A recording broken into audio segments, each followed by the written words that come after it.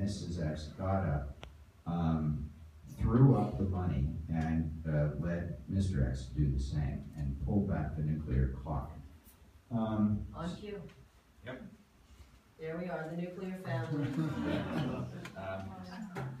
So I don't have the video of this, but this was the human race, and this was the idea that we are in a race with ourselves. You know, can we stop ourselves from our own self-destruction?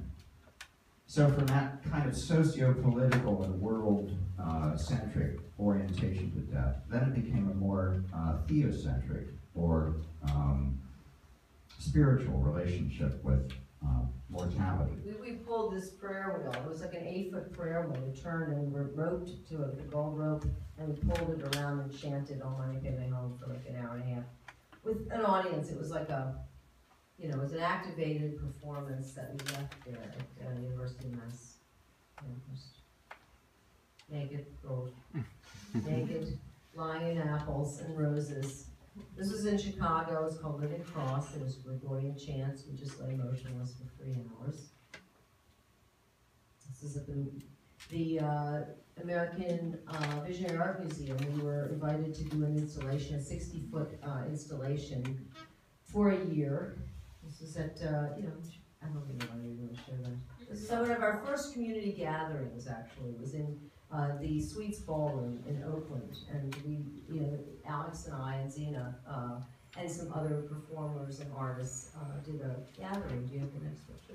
Yeah, this is getting to the transcendence. Ah, there we go. Okay, transcendence part.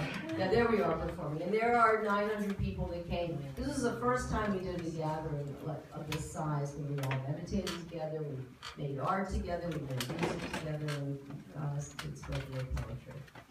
Ah. Well, in taking MDMA, it really changed our lives. The first MDMA trip, for one thing, it flattened our fear of death. And over, done.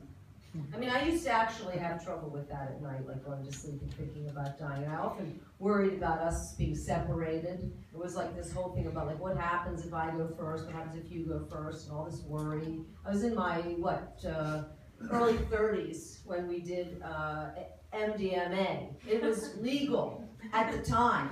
It wasn't legal for us. We got some dosages, but no time limits. But anyway, we did it in our bed, and I did death. No more fear of that. That ended, and we had our first glimpse of the chapel.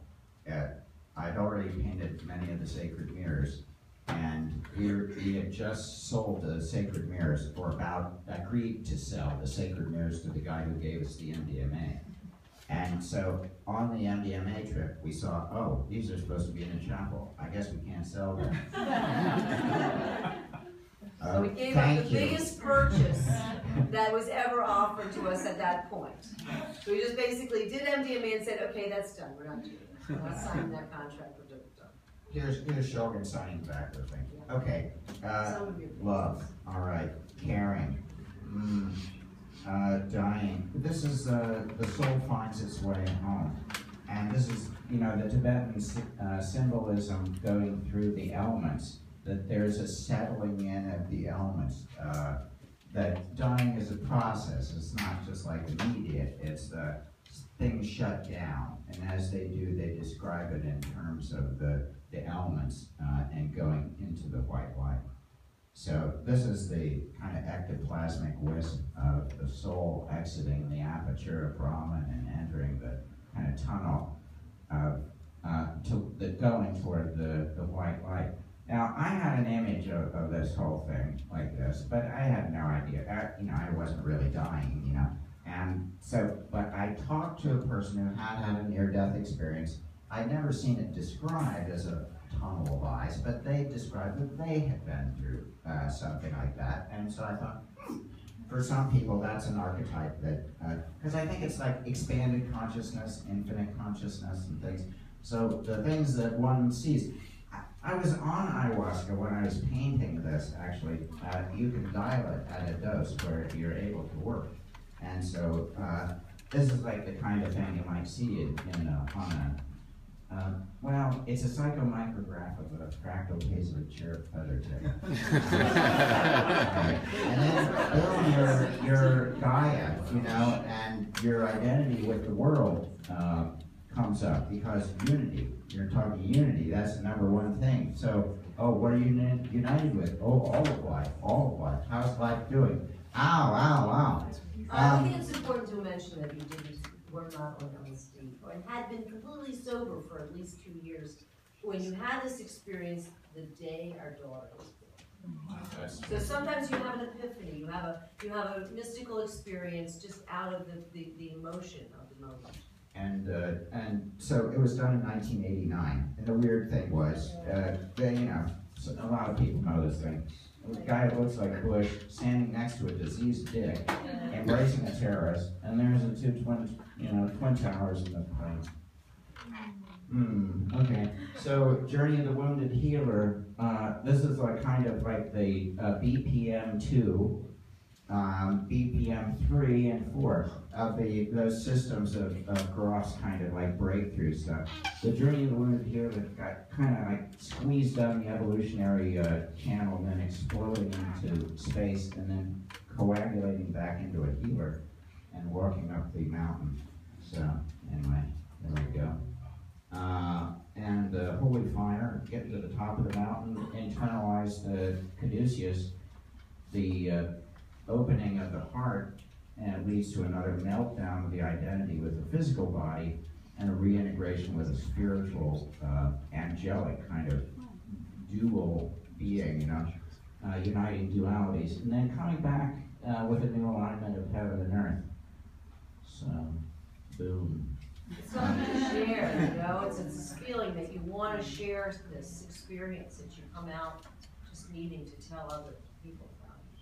And that you're united now as a world soul with all beings, and with the web of life, and there's male, female, but there's also the wrathful and the peaceful, the birth and the death. Sacralized nature, we know we got to do that if we're going to save ourselves.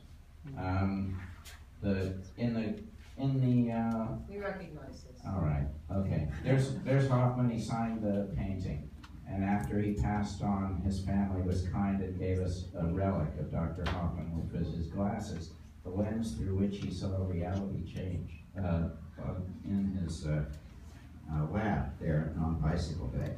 So it's nice to put a psychedelic vision into a planetarium.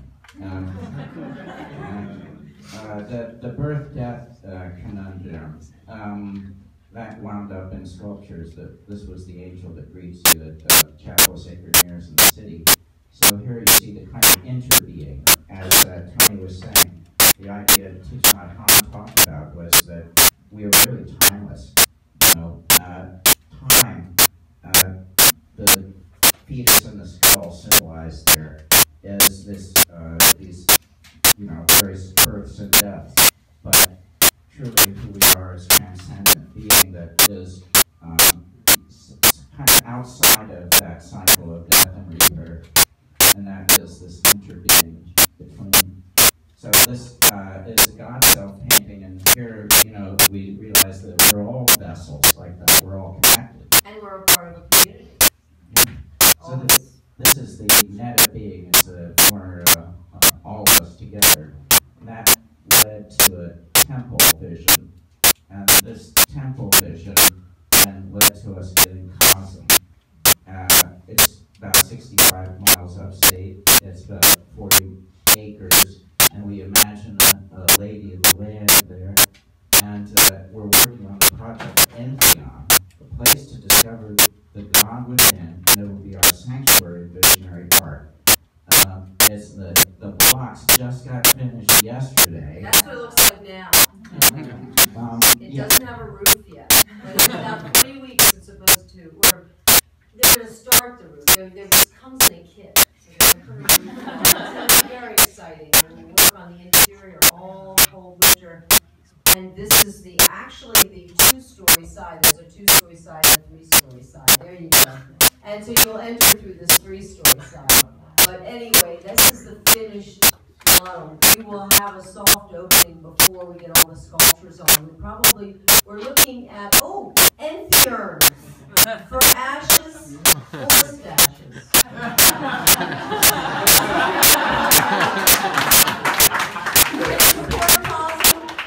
Have a beautiful work of bronze sculpture, functional sculpture by Alex with my letters on it as well. And all proceeds to all things that we sell at Cosm and through our stores and all that all go to building a temple, because this is meant to be a global temple, a temple that is supported by many people from all over the world. And we hope that you'll come up there with you.